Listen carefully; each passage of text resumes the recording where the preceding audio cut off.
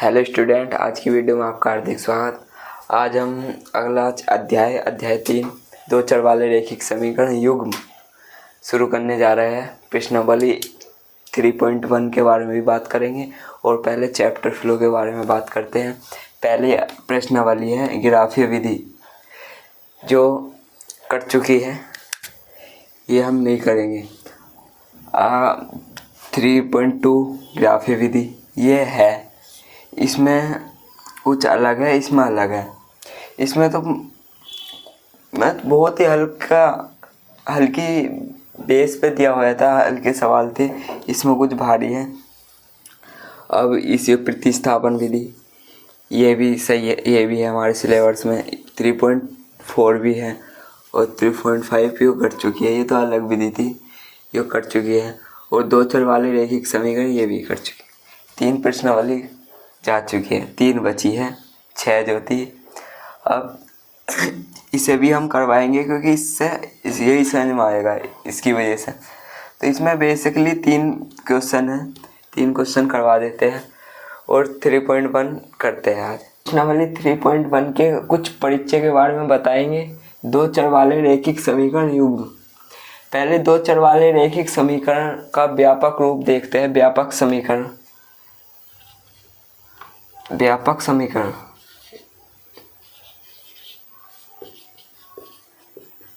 दो चर वाले रैखिक समीकरण, जैसे दो चर मतलब कि x और y दो अलग अलग चर होने चाहिए और उनके कुछ गुणांक होने चाहिए। जैसे b they they, a b गुणांक, और एक अचर गुणांक भी होना चाहिए c बराबर 0 करने पर समीकरण। तो इस प्रकार इसका व्यापक समीकरण होता है दो चर वाले रैखिक समीकरण का, ax plus by plus c बराबर 0। और अब बात करेंगे इस समीकरण को संख्या रेखा पर कैसे निरूपित कर सकते हैं।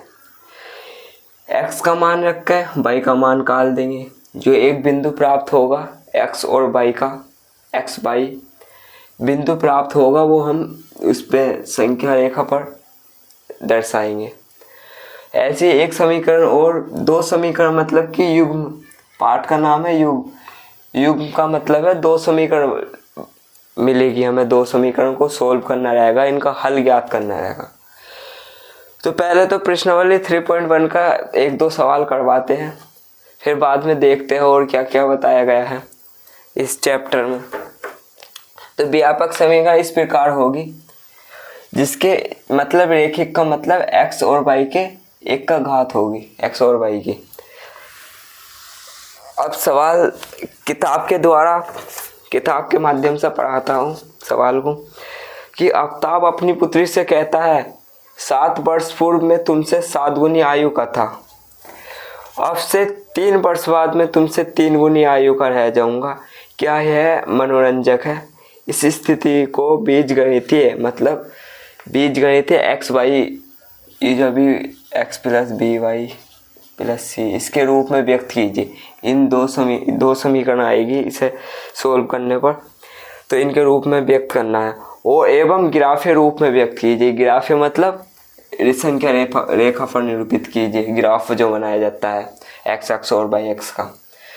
तो ऐसे सोल्व करना है इसे। तो पहले तो जैसे इस प्रकार के क्वेश्चन करने के लिए हमें मानना पड़ता है, जैसे आफ्ताब अपनी पुत्री से कह रहा है कि 7 वर्ष पूर्व मैं तुमसे 7 गुनी आयु का था। इसका मतलब है पहले हमें वर्तमान आयु माननी पड़ेगी। जैसे माना कि आफ्ताब की वर्तमान आयु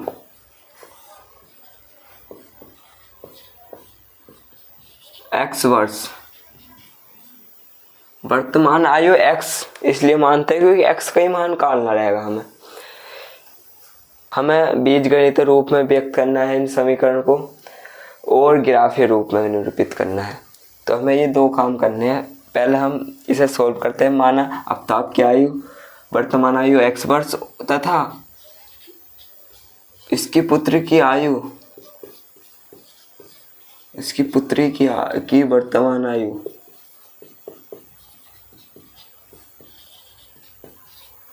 22 वर्ष। इस प्रकार मान लेंगे। इस प्रकार के क्वेश्चन में इसी प्रकार करते हैं। अब हम जैसे इसमें कहा गया है 7 वर्ष पूर्व, आफ्ताब की आयु 7 वर्ष पूर्व मतलब x-7, वर्तमान आयु में से 7 वर्ष घट जाएंगे। 7 वर्ष पूर्व, और इसकी भी इसकी पुत्री की भी हम 7 वर्ष पूर्व करेंगे। 22-7 बराबर का चिन्ह लग गया। अब कितनी 7 गुनी थी, 7 वर्ष पूर्व में तुमसे 7 गुनी आयु का था, इसमें कहा गया मतलब आफ्ताब की आयु उसकी पुत्री की आयु की 7 गुनी थी, 7 वर्ष पूर्व। इस प्रकार इसमें 7 गुणा कर दो, इसकी आयु थी गुनी इससे, तो इसलिए इसमें कर दिया। अब इस समीकरण को बीजगणित रूप में व्यक्त कर लो।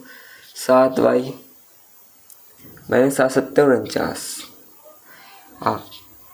x-7y -49 + 7 -42 x-7y। इस प्रकार समीकरण मिल लेगी, हम इसे समीकरण नंबर 1 मान लेंगे। अब केस 1, इसे केस 1 मान लो। अब इधर का केस 2 चलेगा। अब केस 2 में बताया है कि अब से 3 वर्ष बाद, अब 3 वर्ष बाद की दोनों आयु हमें करनी पड़ेगी। जैसे x + 3, इसकी भी हम 3 वर्ष जोड़ देंगे इसमें, और इसकी पुत्री की में भी 3 वर्ष जोड़ देंगे। 3 वर्ष बाद केवल 3 गुनी आयु का रह जाऊंगा, ये 3 गुनी आयु का रह जाएगा इससे, तो गुणा 3, फिर इसे सोल्व कर लो।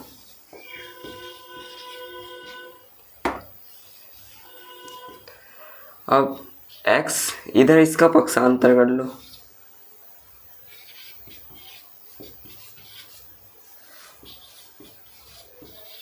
एक समीकरण हुआ, इसे समीकरण 2। अब हमारा एक काम तो हो गया, एक आंसर आ गया, इन्हें बीजगणित रूप में हमने व्यक्त कर दिया। अब हम इन्हें उसमें और व्यक्त करेंगे ग्राफ के रूप में, ग्राफ बनाकर। पहले हमें इनके बिंदु निकालने पड़ेंगे दोनों समीकरण के। कुछ मान के x का मान कुछ रखेंगे, y का मान मिल जाएगा। जैसा कक्षा 9th में करा था, बिंदु निकाल लेते, बिंदु को ग्राफ में दर्शाते हैं। जैसे x का मान रख दो, हमें x का मान रखे हम 0, कुछ भी रख दो वैसे तो। x का मान 0 रखने पर x-7y -42, इससे ये गया, y का मान आ गया 7-6-42। तो बिंदु क्या प्राप्त हुआ हमें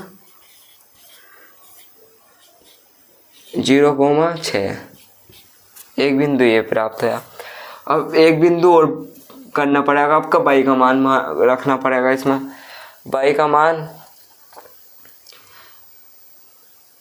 मान हम 6 मान लें, 0 भी मान सकते हैं, पर 0,42 आ जाएगा x का मान, जो बहुत लंबा पड़ेगा ग्राफ में, तो इसलिए हम y का मान 6 मान लेते हैं। तो y का मान इसमें रख दो, 7-6-42, 42 इधर जाकर प्लस का कट जाएगा, तो ये भी आ जाएगा 0। तो बिंदु प्राप्त होगा हमें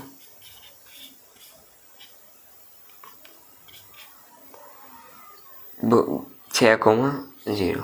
इस प्रकार 2 बिंदु प्राप्त है। दूसरे समीकरण के भी हम xy के मान, x के मान निकाल कर बिंदु निकालते हैं। दूसरी समीकरण लिख दिया, x का मान 0 रख दो, y का मान आ जाएगा -2। अब की बार y का मान 0 रख दो, x का मान आ जाएगा 6, बिंदु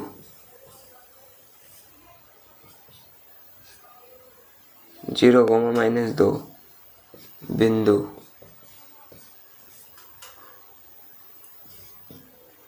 6, 0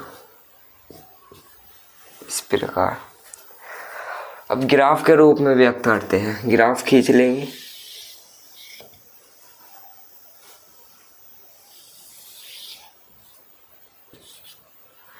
ये x है, ये y x है, ये निगेटिव x है, ये निगेटिव y x है।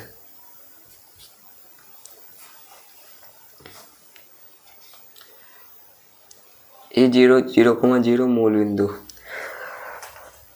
अब पहले इसे इन बिंदु को रखते हैं 6, 0 x अक्ष पे 0 और y अक्ष पे 6।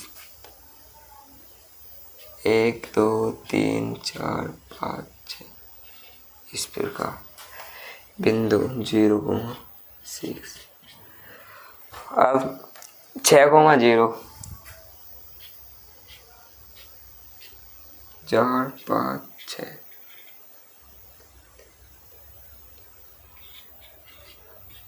इस प्रकार। अब इनका 0, -2 1, 2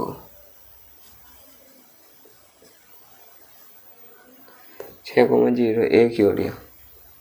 पहले इस ये वाली रेखा खींच लेते हैं।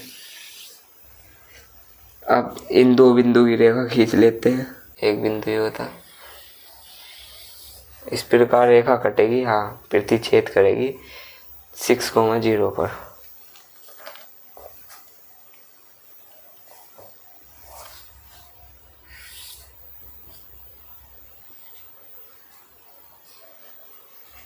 अब ये रेखा किस समीकरण की है? इस समीकरण की है ये रेखा। x - 7y बराबर -42। ये वाली रेखा किस समीकरण की? इसकी x - 3y, इधर को लिख लो, x - 3y बराबर 6 इस प्रकार। अब ये कटान बिंदु कहाँ आया इसका? 6, 0 पर आया।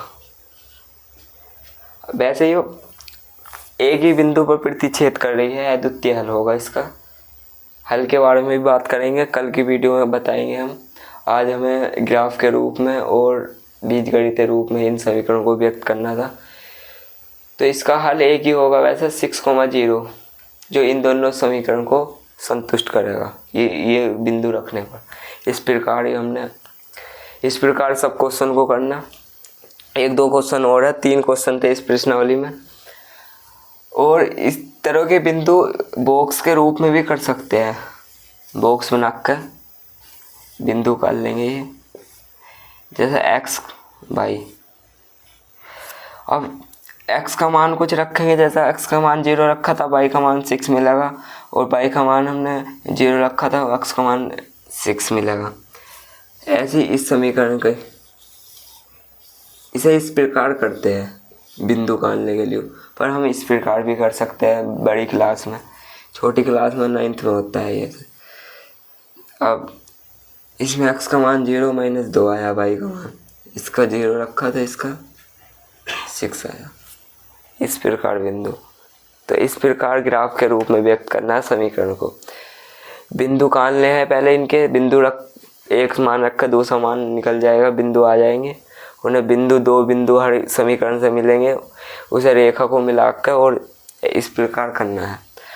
अब हम अगला सवाल बताते हैं। तो अगला सवाल है दूसरा, किताब के माध्यम से बताते हैं कि क्रिकेट टीम के एक कोच ने रुपये 3900 में 3 बल्ले तथा 6 गेंदें खरीदी। बाद में उसने एक और बल्ला तथा उसी प्रकार की 3 गेंदें और 1300 में खरीदी। इस स्थिति को बीजगणितीय तथा ज्यामितीय रूप में व्यक्त कीजिए। इसे भी इस प्रकार करना है जैसे इसमें बताया गया था पहले सवाल में। इसमें भी इसी सवाल में यही बताया गया है कि ज्यामितीय रूप में और बीजगणितीय रूप में व्यक्त कीजिए। ज्यामितीय मतलब ग्राफीय रूप का, ग्राफीय रूप और ज्यामितीय एक ही है। माना कि एक बल्ले का मूल्य, एक बल्ले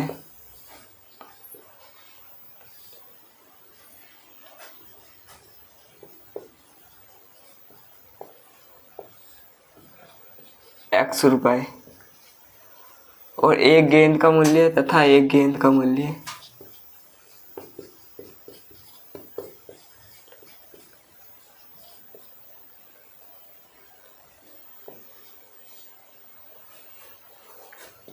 22 रुपए।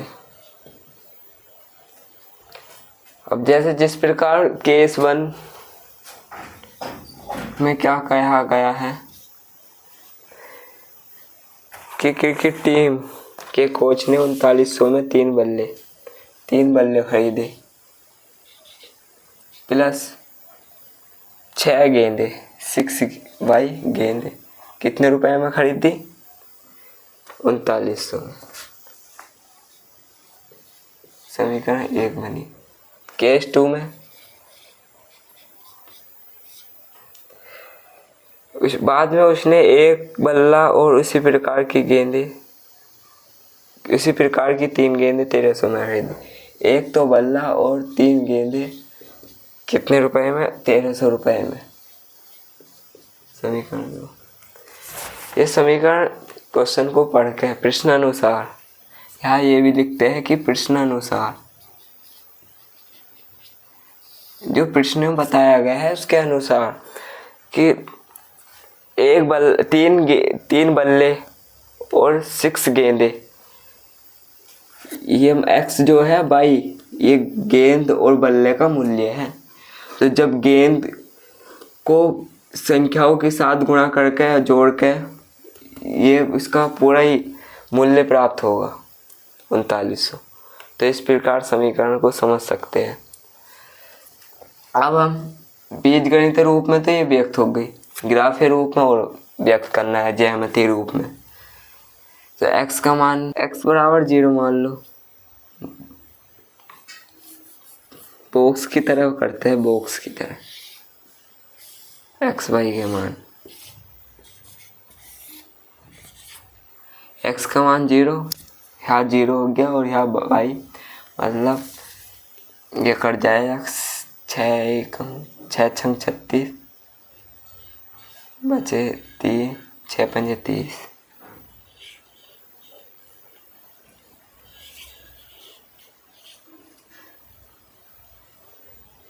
ठीक है। अब इसका मान y का मान 0 मान लो, 3 कम 3 3 3 9, इस प्रकार x y के मान आ गए। अब दूसरी समीकरण की, समीकरण 1 के निर्देशांक है और समीकरण 2 के निर्देशांक। x का मान 0, y का मान आया, y का कुछ मान आ गया ना, 3 कम 3 4 1, ये 3 से नहीं कटेगा इसलिए हम 0 मानते नहीं है x का मान। x का मान हम 100 मान लें तो y का मान आएगा 100 जाके इधर 1200 3 चौक 400 आ जाएगा। अब y का मान हम क्या मान है? 0। x का मान आएगा 1300। इस प्रकार समीकरण 2 के निर्देशांक। अब हम इसमें ग्राफ बनाते हैं।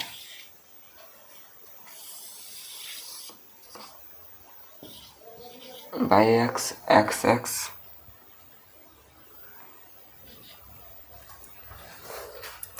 अब इतना बड़ा पॉइंट है 1300 1 2 3 4 करके 1300 को ही लिख के जाएंगे। हम इनके बड़े बड़े पेयर बना लेंगे, बड़े बड़े जोड़े, जैसे 100 के बना लेते हैं। 100 शुरू में रखते हैं, 100 200 300 100 200 भी बहुत बड़े हो जाएंगे। 400 का करते हैं, 400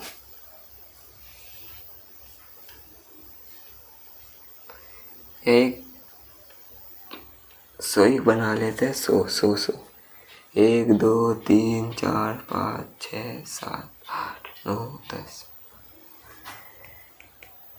पहले ही सब करते हैं। 6 6.5 हो गया। 1 2 3 4 5 6 नहीं बाई एक्स पर 1 2 3 4 5 6 0,650। अब 1300 का 1300,0 1 2 3 4 5 6 7 8 9 10 11 12 13 1300,0 इसे मिला दो इस प्रकार। अब इसे 100,400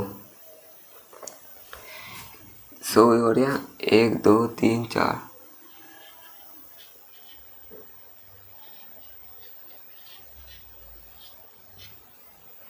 बिंदु ये है 1300,0 ये आया।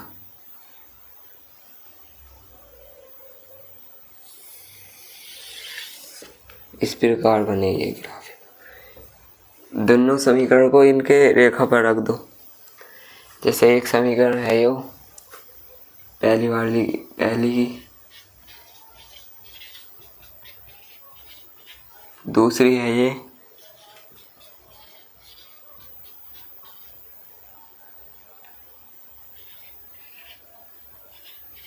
इस प्रकार रखता। इस प्रकार ग्राफ के रूप में व्यक्त करना है। और एक सवाल और बचा है, उसे आप घर पर अभ्यास करना। आज की वीडियो हम यही समाप्त करते हैं। धन्यवाद। बहुत बहुत शुभकामनाएं।